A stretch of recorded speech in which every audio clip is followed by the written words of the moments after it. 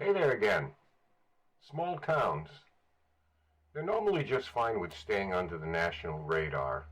The idea of a tight-knit, sleepy little community is appealing to those looking for a sense of tranquility and a call back to simpler days. But sometimes these idyllic and often affluent little townships are thrown into the public eye by events that defy the imagination. Kind of like the idea that it couldn't happen here, could it?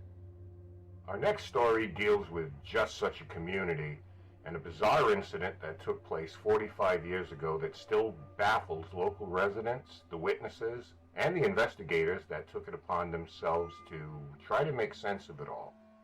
So let's have a go at it ourselves because this is extremely strange.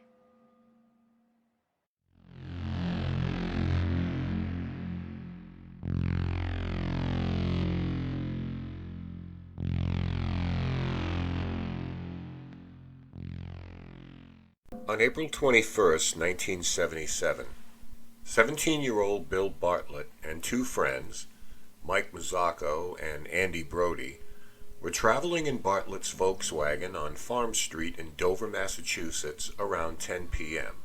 when Bartlett spotted a bizarre-looking 3.5 to 4 foot tall creature moving on top of a crumbling stone wall.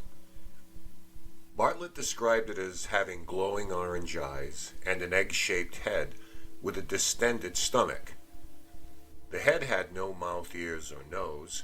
Its skin was tan in color, and its weirdly elongated fingers seemed to wrap around the stone it was standing on. He ruled out any possibility it could have been a dog or cat perched on the wall. When Bartlett turned back to look at it, it was already gone. Young Bill stepped on the gas and asked his friends if they had seen what he did.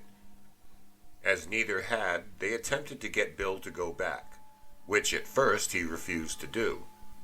Finally relenting, he turned the car around and, passing by where he saw the creature, Mazzocco and Brody leaned out their windows and called out for the being to show itself, with a concerned Bartlett expressing his disapproval. After Bill dropped his buddies off, he drove to his Walpole Street home, where his father asked the visibly unnerved youngster what was wrong. Bill told his father of the encounter, and being a talented artist, went on to draw a sketch of what he had just witnessed.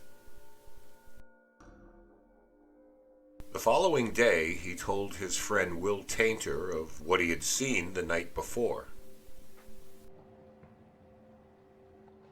Will Tainter. Remember the name.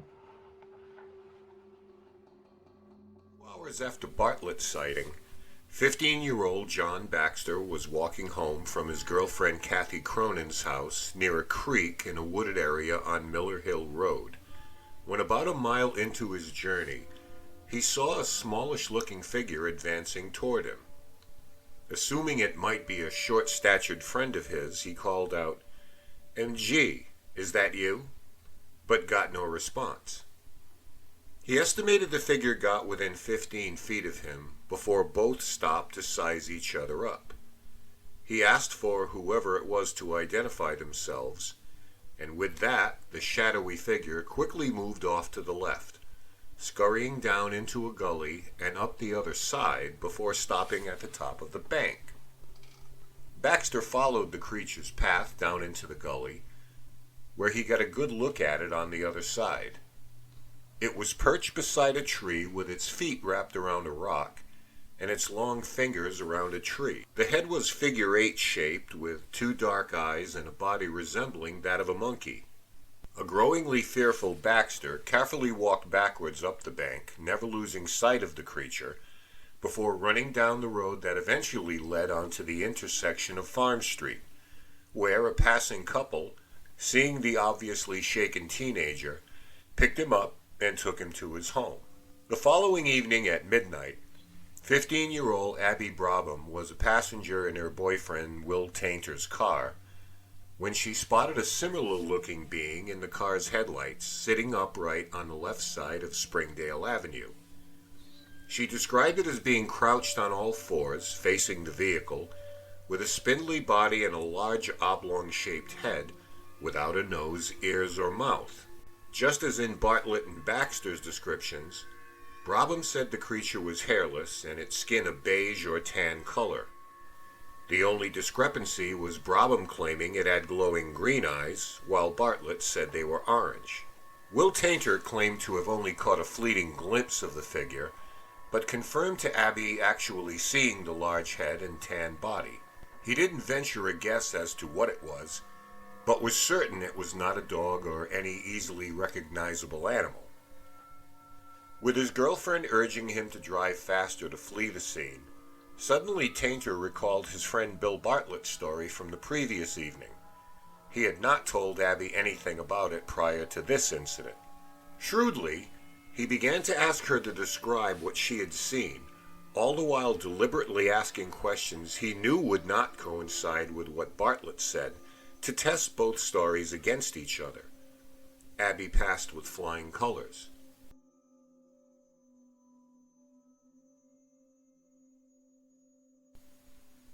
Like Bartlett, Baxter created a drawing of what he saw. His portrayal was a creature on its hind legs with large eyes and tendril-like fingers that were grasping onto a tree.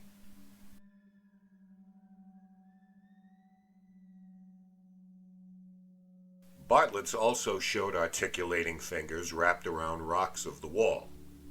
Bartlett's sketch included the written testimony that I, Bill Bartlett, swear on a stack of Bibles that I saw this creature.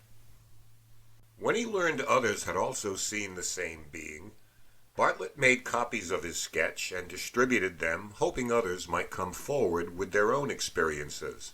Beyond the corroborating reports of all the teenagers involved, the sightings were essentially in a 2-mile straight line, and all were in close proximity to water. It was around a week later that renowned cryptozoologist Loren Coleman, who at the time happened to be living in nearby Needham, Mass., was at the Dover Country Store where an employee named Melody Fryer informed him of the sightings and the existence of Bartlett's sketch. 2 days later, she produced a copy of the drawing for him, and Coleman set off to interview Bill, John, and Abby individually, each on a different day. 2 weeks passed when Coleman invited Ed Fogg of the New England UFO Study Group, Joseph Nyman of MUFON, and Walter Webb of the Aerial Phenomena Research Organization to participate in his investigation. Their interest was triggered by the similarity of what had been reported to similar descriptions of alleged alien beings that closely resembled those given by the teenagers.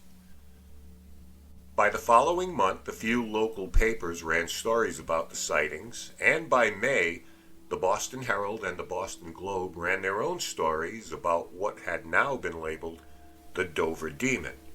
The creature has not been sighted since those successive nights, but some lingering questions remain.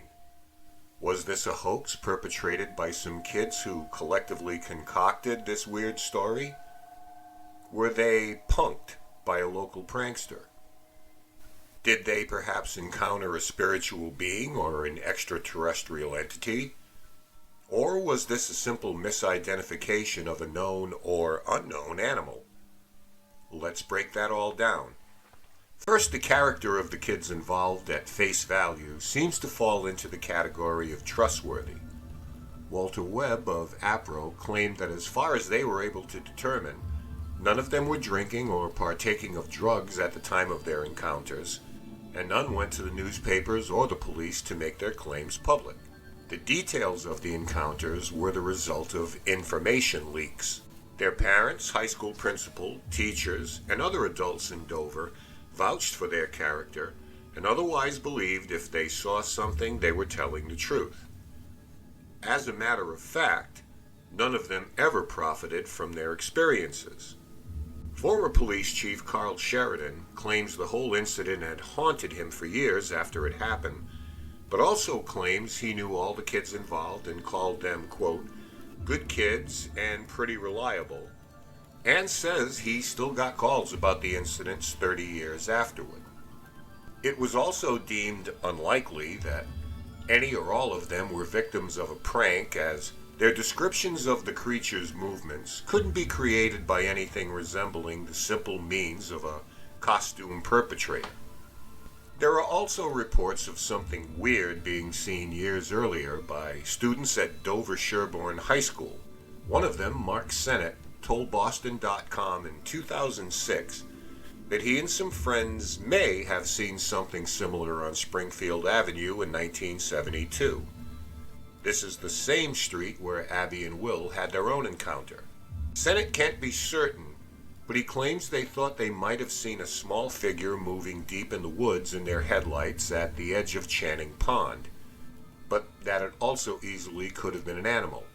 Or so he told police when they looked into that sighting. When we start to entertain the idea of this being perhaps a spiritual being, that idea is based on a couple of known local legends. First, the area where Bill Bartlett had his sighting has long been something of a place of mystery in the town of Dover.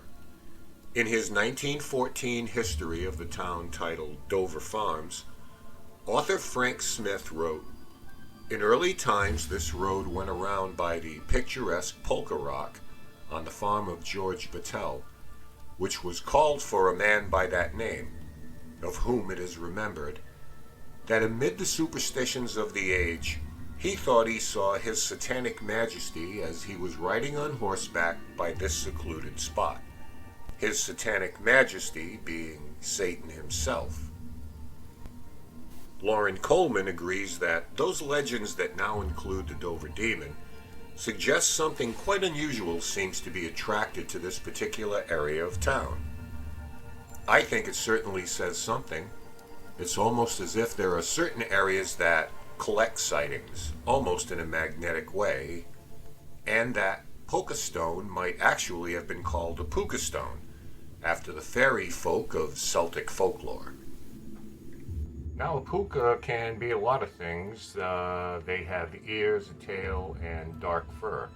Their go-to shapeshift is that of a black horse. They're fearless, mischievous, and they don't mind talking to human beings at all. So is it possible that a puka can be added to the list of suspects? That ain't it.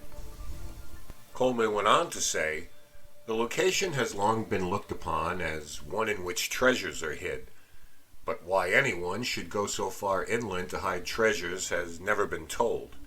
However, there has been at times unmistakable evidence of considerable digging in the immediate vicinity of this rock."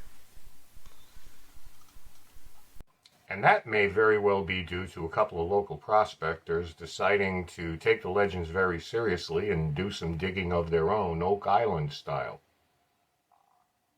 Then there are the Manigishi, which is a legendary race known to the Cree tribe of eastern Canada. They are said to be little people with round heads with no noses, whose sole purposes are to play tricks on unsuspecting travelers, slightly similar to the Pukwudgies of southeastern Massachusetts. They feature long, spidery legs, six-fingered hands, and live between rocks in the rapids. When we come to the alien possibility, the creature most certainly possessed the features typically associated with the Greys, the most commonly reported extraterrestrial visitors, which is certainly why Lauren Coleman enlisted the help of those civilian UFO investigators. We're not certain what a juvenile Grey might look like or whether one strayed from its parents that night, but sure, there's a kind of uncanny resemblance between the two. And not to go the conspiracy route, but Hanscom Air Force Base was in close proximity to Dover, and we know how much aliens love hanging around military bases. But by 1973, the military had pretty much ceased all essential activity there, and Hanscom became more of a commercial airfield, as far as we know.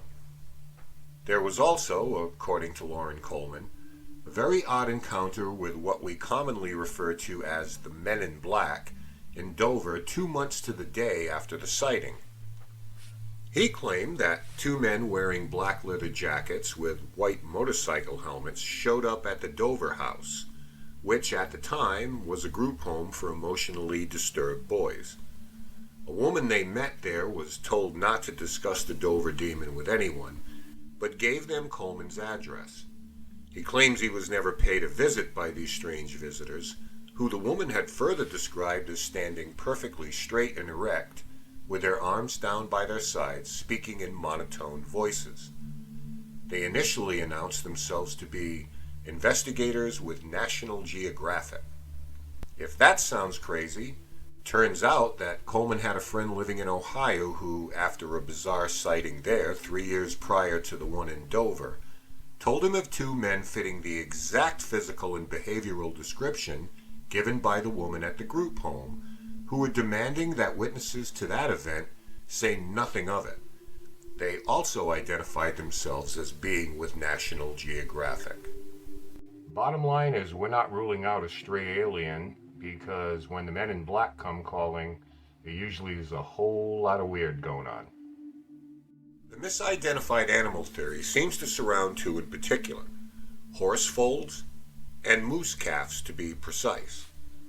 Coleman made the rounds of horse owners in the area, and none reported a foal missing, and moose, to be sure, were pretty scarce, as in 0, in Massachusetts in 1977 and 1978.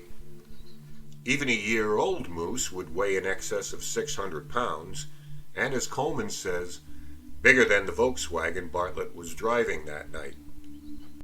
Plus, a 600-pound moose with tan skin and green or orange eyes with no mouth, ears, and nose would be something that no one would really forget about, and equally as terrifying.